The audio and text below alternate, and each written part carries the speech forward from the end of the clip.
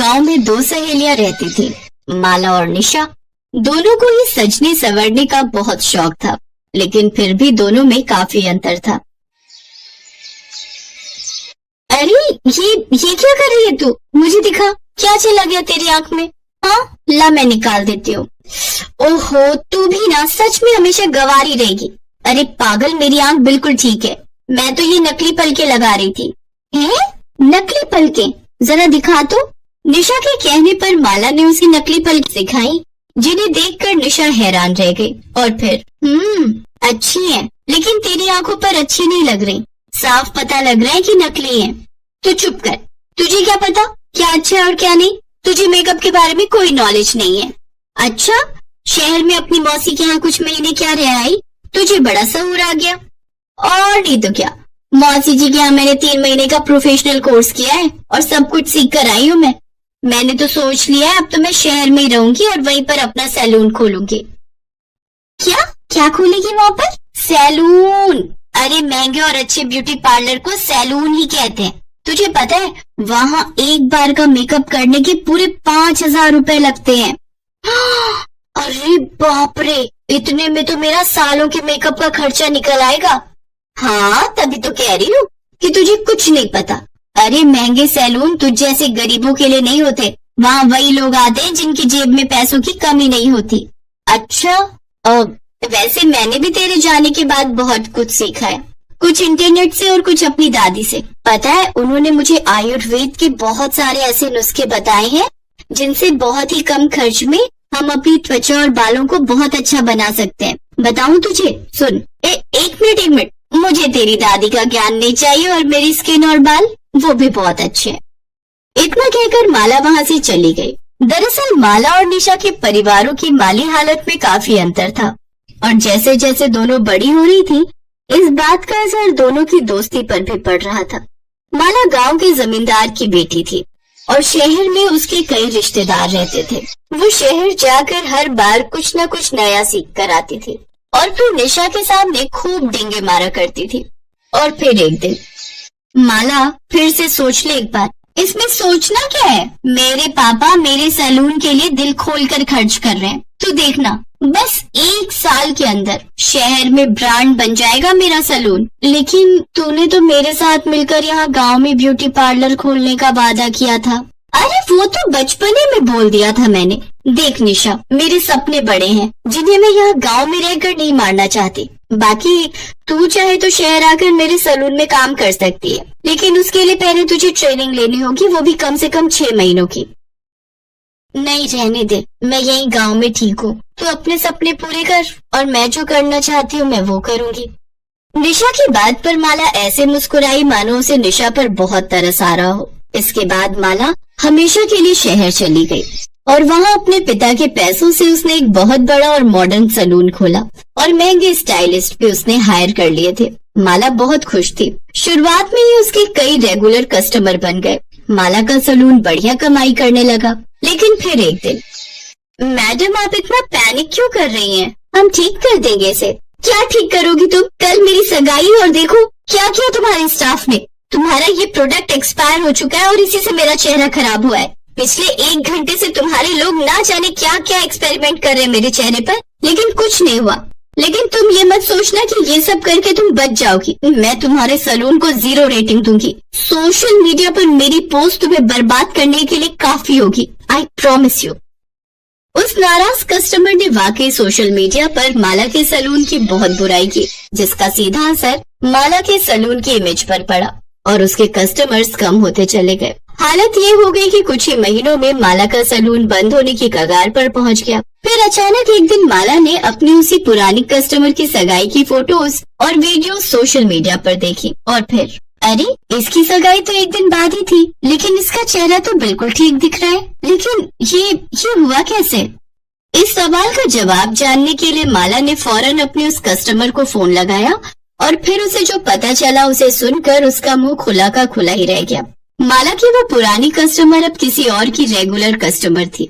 ये एक नया सैलून था जो बहुत बड़ा और मॉडर्न तो नहीं था, लेकिन फिर भी उसके पास कस्टमर्स की कमी नहीं थी। और सबसे खास बात, ये नया सैलून शहर में भी नहीं था। ये माला की बचपन की सहेली निशा ही थी जो अपनी दादी से मिले आयुर्वेद के ज्ञान का इस्तेमाल करके लोगों को न सिर्फ खूबसूरत बना रही थी बल्कि उनकी परेशानियां भी दूर कर रही थी, वो भी बहुत कम खर्च में। निशा का मामूली और सस्ता सा सलून अब शहर की हर गली तक फेमस हो चुका था। आप बिल्कुल चिंता मत कीजिए, बस 1-2 दिन और फिर ये दाग भी चले जाएंगे। Thanks a lot. सच में आपके बारे में जो सुना था वो बिल्कुल सच ही पाया। निशा की टक्कर में कोई नहीं था, लेकिन फिर भी उसे जरा भी घमंड नहीं था। दूसरी तरफ माला का घमंड भी अब चकनाचूर हो चुका था। वो निशा की दहलीज पर खड़ी थी, लेकिन अंदर आने की हिम्मत नहीं जुटा पा रही थी। और फिर, अरे माला, तू बाहर क्यों खड़ी है? अंदर आ। कितने दिनों बाद देखा तुझे। और सुना, कैसा चल रहा है सब खत्म हो गया निशा। मेरा सलून बंद हो गया। मुझे समझ आ गया कि सलून चलाने के लिए अमीर होने से ज्यादा हुनरमंद और समझदार होना जरूरी है, जो मैं तो बिल्कुल नहीं हूँ। लेकिन तेरे लिए मैं बहुत खुश हूँ। तूने वाकई कमाल कर दिया। ये कमाल मेरा नहीं बल्कि मेरी दादी के आयुर्वेद का है। बोल, आज तो सुनेगी ना उनके नुस्खे, क्योंकि यहाँ बहुत प्रेशर है। जल्दी से सब कुछ सीख ले और फिर लग जा मेरे साथ काम पर। जड़ी बूटी ले लो, बाल बढ़ाने वाली जड़ी बूटी, सिर्फ 5 रुपए में। बाल बढ़ाने वाली जड़ी बूटी सिर्फ 5 रुपए में? जरा देखो तो। सुधा को अपने बाल बढ़ाने थे, उसके लिए अब वो कुछ भी कर सकती थी। उसने बूढ़े आदमी से जड़ी बूटी खरीद ली। उस आदमी ने कहा, इस जड़ी बूटी को जोर जोर से पीसना, पीसने से तेल निकलेगा। उस तेल को सोने से पहले अपने बालों पे लगाना। जड़ी बूटी लेकर सुधा घर चली गई। तभी सुधा जड़ी बूटी पीस कर तेल निकालकर और उसे अपने सर पर लगाकर सो गई। और अगले दिन सुबह नींद से उठने के बाद उसने देखा उसके सर पर जितने भी बाल थे वो सब झड़ गए हैं। सुधा ये विश्वास नहीं कर पा रही थी। कहते हैं लड़कियां लंबे बालों में ही अच्छी लगती हैं, लेकिन सुधा के बाल बचपन से ही छोटे थे। उसके बाल बढ़ते ही नहीं थे। ऊपर से वो सांवली भी थी और दूसरी ओर उसकी बहन राधा के लंबे और घने बाल थे और राधा गोरी भी थी। इसीलिए राधा बचपन में हमेशा सुधा को चिढ़ाती थी, तू तो मेरी सगी बहन नहीं है, तुझे तो माँ और पापा रास्ते से उठाकर लाए थे, नहीं तो तू इतनी बदसूरत कैसे है। ये सुनकर सुधा हमेशा रोती थी। माँ पापा देखो न राधा क्या बोल रही है, माँ पापा देखो न। राधा और सुधा की माँ शमिता कहती थी, रो क्यों रही है सुधा, राधा ने कुछ गलत तो नहीं कहा। तू बदसूरत है, तेरे सर पर बाल भी नहीं है, मुझे ऐसी बेटी नहीं चाहिए थी। सुधा का पिता भी उससे प्यार नहीं करता था। सुधा को हमेशा हर किसी से नफरत ही मिलती थी। ऐसे ही बड़ी हुई सुधा हर रोज वो रात को रोती थी और भगवान से प्रार्थना करती थी, हे भगवान कुछ चमत्कार करवा दीजिए, मेरे पैर तक लंबे बाल उगा दीजिए, प्लीज भगवान प्लीज। और इसी तरह सुधा और राधा दोनों जवान हो गए। आज सुधा को लड़के वाले देखने के लिए आने वाले हैं। सुधा आईने के सामने बैठकर तैयार हो रही है। उसके सर पर अभी भी ज्यादा बाल नहीं है। वो आईने में अपने आप को देख ही रही थी कि तभी उसकी माँ आ गई और ताने मारना शुरू कर दिया। यहाँ ऐसे बैठे रहने से कुछ नहीं होगा, जल्दी जल्दी करो, नहीं तो ये लड़का भी हाथ से चला जाएगा। वहाँ राधा आ गई और बोली, माँ मुझे तो समझ में नहीं आ रहा है कि आप मुझसे पहले इस भूतनी की शादी क्यों करवाना चाहती हो। राधा बेटी, इस भूतनी को तो पहले विदा करना पड़ेगा, नहीं तो बाद में कौन इससे शादी करेगा। एक बार बस ये सर से उतर जाए, उसके बाद मैं तेरे लिए बहुत अमीर और अच्छा लड़का ढूंढ कर लाऊंगी। माँ आप सभी मुझसे इतनी नफरत क्यों करते हो, आखिर मैंने किसी का क्या बिगाड़ा है। तेरे सर पर बाल नहीं है सुधा, तू बदसूरत है बदसूरत, तू मेरी बहन कहलाने के लायक नहीं है। थू। सुधा रोने लगी। वो पूरी जिंदगी रोती ही आई है। अविनाश नाम का लड़का सुधा को देखने के लिए आया। शमिता के कहने पर राधा अपने कमरे में ही बैठी हुई थी, क्योंकि शमिता ने उससे कहा था, बेटी तू कमरे के अंदर ही रहना, नहीं तो लड़के वाले सुधा से रिश्ता नहीं जोड़ेंगे। खैर अविनाश के साथ सुधा का रिश्ता तय हो गया, लेकिन उसके लिए बहुत ज्यादा दहेज देना पड़ा। उस बात को लेकर भी शमिता सुधा को ताने मारने लगी। सुधा मन ही मन सोचने लगी, अपने घर में तो मुझे शांति नहीं मिली, शायद ससुराल में जाकर मैं खुश रहूंगी। सुधा की शादी हो गई और शादी वाले दिन ही अविनाश ने राधा को पहली बार देखा और देखते ही उसके प्यार में पड़ गया। यार मैंने इसे पहले क्यों नहीं देखा? कितनी गोरी है, कितने लंबे बाल हैं इसके। इससे पहले मिल लेता तो मुझे इस भूतनी से शादी नहीं करनी पड़ती। लेकिन अब कुछ नहीं हो सकता था। सुधा अविनाश के साथ ससुराल चली गई और ससुराल पहुंचते ही सुधा की सास विमला ने सुधा को 1000 काम थमा दिए। रसोई जाओ और सारे बर्तन मांजो, उसके बाद खाना बनाओ और उसके बाद पूरा घर साफ करो। मत भूलना कि तुम्हें इस घर की बहू सिर्फ और सिर्फ काम करवाने के लिए ही बनाया गया है। ठीक है माँ जी, नहीं भूलूंगी। सुधा बिना थके काम करने लगी। उसकी सास और उसका पति उसके छोटे छोटे बालों को लेकर मजाक उड़ाने लगे। तुम्हारे बाल तो मुझसे भी छोटे हैं सुधा। ये तो पूरी नौकरानी लग रही है। हाँ हाँ, मुफ्त की नौकरी। अविनाश मजाक उड़ाता ही गया और एक दिन उसके साथ राधा की मुलाकात हो गई। राधा को अपने लंबे बालों को लेकर बहुत अहंकार था। वो सुंदर भी थी। अविनाश को उससे प्यार हो गया और राधा भी अविनाश को पसंद करने लगी और एक दिन अविनाश और राधा ने शादी कर ली। राधा अविनाश के घर चली आई। ये देखकर सुधा को जैसे सदमा लग गया। राधा, राधा तुम मेरे साथ ऐसा कैसे कर सकती है? तूने मेरे पति से शादी कर ली। चुप रह, समझी ना? अविनाश तो तुझसे प्यार भी नहीं करता है, वो सिर्फ मुझसे प्यार करता है। हाँ हाँ, ऐसे बिना बाल की औरत से कौन प्यार करेगा?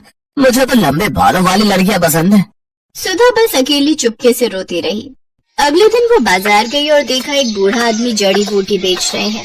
जड़ी बूटी ले लो, बाल बढ़ाने वाली जड़ी बूटी सिर्फ 5 रुपए में। बाल बढ़ाने वाली जड़ी बूटी सिर्फ 5 रुपए में? जरा देखो तो। सुधा को अपने बाल बढ़ाने थे, उसके लिए वो कुछ भी कर सकती थी। उसने बूढ़े आदमी से जड़ी बूटी खरीद ली। उस आदमी ने कहा, इस जड़ी बूटी को जोर जोर से पीसना, पीसने से तेल निकलेगा। उस तेल को सोने से पहले अपने बालों पे लगाना। जड़ी बूटी लेकर सुधा घर चली गई। रात को सभी सो गए और तभी सुधा ने जड़ी बूटी पीसकर तेल निकाला और उसे अपने सिर पर लगाकर सो गई। और अगले दिन सुबह नींद से उठने के बाद उसने देखा उसके सर पर जितने भी बाल थे वो सब झड़ गए हैं। सुधा को जोर से रोना आ गया। ये क्या हो गया? मेरे सारे बाल झड़ गए, अब मैं क्या करूं? सुधा जोर जोर से रोने लगी और उसे इस हालत में अविनाश, विमला और राधा ने देख लिया। ये क्या? तू पूरी तरह से गंजी हो गई। छी, मैं देख नहीं पा रहा हूँ तुम्हारी तरफ, मुझे उल्टी आ रही है। सुधा, तुम निकलो यहाँ से। यहाँ तुम्हारी कोई जरूरत नहीं है। तुम इस घर में रहोगी तो इस घर का नाम बदनाम होगा। सभी ने मिलकर सुधा को घर से निकाल दिया। सुधा रोती हुई एक जंगल में चली गई। जंगल में वो एक पेड़ के नीचे बैठकर रोने लगी। उसी पेड़ पर एक पंछी रहती थी। उसने सुधा को रोते हुए देखकर कहा, तुम रो क्यों रही हो? सुधा ने उस पंछी को सब कुछ बताया।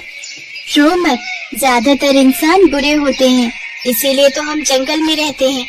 इस जंगल में सब कुछ है। बड़े से बड़ी बीमारी का इलाज है यहाँ। एक फल है, उसका रस निकालकर सर पर लगाने से बाल बड़े हो सकते हैं। सच? कहाँ मिलेगा मुझे वो फल? मैं लाती हूँ। उस पंछी ने कुछ ही देर में सुधा को फल ला कर दिया। उस फल का रस निकालकर सुधा ने सर पर लगाया और उसके बाल उगने लगे। उसके बाल सर से पैर तक आ गए, काले लंबे घने बाल, ठीक जैसा सुधा चाहती थी। सुधा ने पंछी से कहा, अच्छी पंछी, तुम्हारा बहुत बहुत धन्यवाद। मैं इस फल का रस लड़कियों को बेचना चाहती हूँ, उन लड़कियों को जिनके बाल नहीं उगते, ताकि उन्हें भी मेरी तरह परेशानियों का सामना न करना पड़े। सुधा जंगल से निकलकर फल का रस बेचने लगी और एक दिन उसे अविनाश और राधा ने देख लिया। तुम सुधा हो ना? हाँ, क्यों? अरे वाह, तुम्हारे इतने लंबे बाल कैसे हो गए? इस फल का रस निकालकर सर पर लगाने से।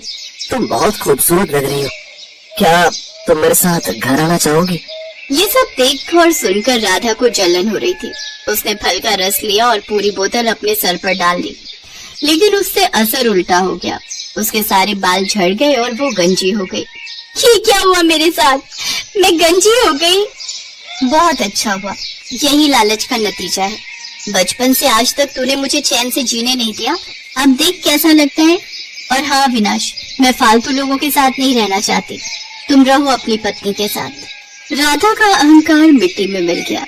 अविनाश को भी गंजी राधा के साथ ही रहना पड़ा और फल का रस बेचकर सुधा बहुत अमीर बन गई। चारों तरफ उसके बाल के चर्चे होने लगे और वो खुशी खुशी जिंदगी बिताने लगी।